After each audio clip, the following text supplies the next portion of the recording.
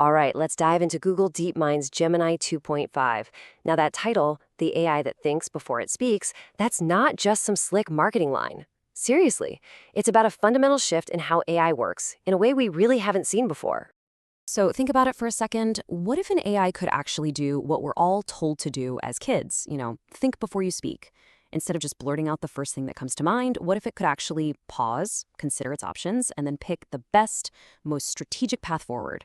Well, that's the big, powerful idea right at the heart of Gemini 2.5. Okay, so to really get a handle on why Gemini 2.5 is such a big deal, we've got to zoom out for a minute.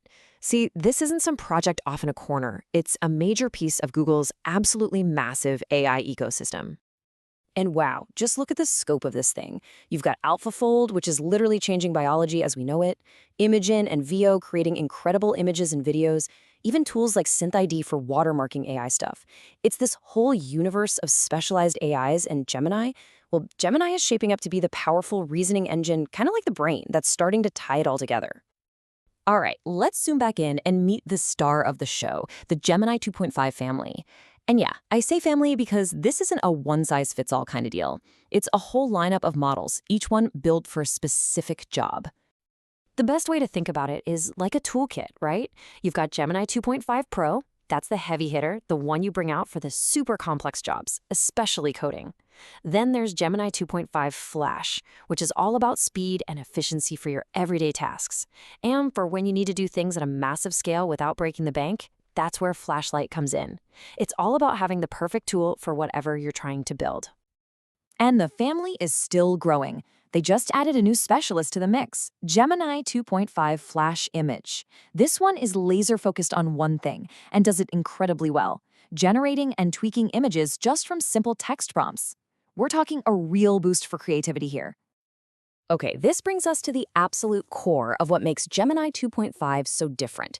This isn't just another small step forward. No, this is a total rethink of how an AI can solve problems. It's all about giving it the ability to, well, think.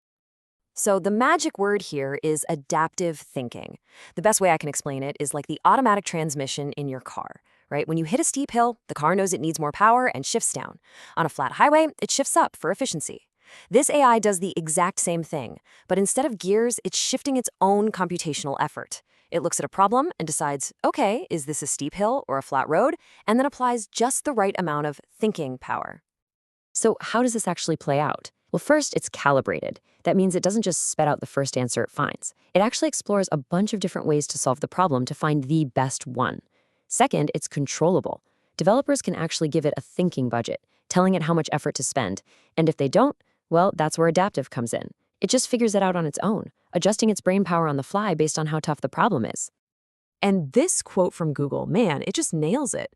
This whole idea, which they're calling deep think, isn't about simple Q&A anymore. We're talking about tackling the really messy, complicated problems, the ones that need actual creativity, planning, and improving things one step at a time. All right, so that's all the theory, but what can an AI that thinks actually do in the real world? Let's get into some of the mind-blowing examples. Okay, you have to hear this. You give Gemini 2.5 Pro one single sentence, one prompt, create an endless runner game. And it doesn't just give you some ideas or a code snippet, no. It writes the entire fully functional game. From scratch, the whole thing. You can actually execute the code and play the game it built from that one sentence. That's just wild. And it's not just about cold, hard logic and code. This thing has a serious creative side. You can ask it to generate these beautiful interactive animations in JavaScript, like cosmic fish, or get this, you can ask it to build a complex particle simulation of a nebula. It can be both an artist and a physicist, all from a simple text prompt. And then there's the super practical stuff. Imagine you have a mountain of data, say complex economic and health stats over decades. Gemini can take that data and write the code for a fully interactive bubble chart. So you're not just looking at a spreadsheet, you're exploring the data, seeing the patterns, and understanding the story. It's not just giving you information, it's building the tools you need to find insights yourself. But look, it's so much more than just a coding powerhouse. First off, it's natively multimodal. That's a fancy way of saying it was built from the ground up to understand text, images, audio, and video all at the same time.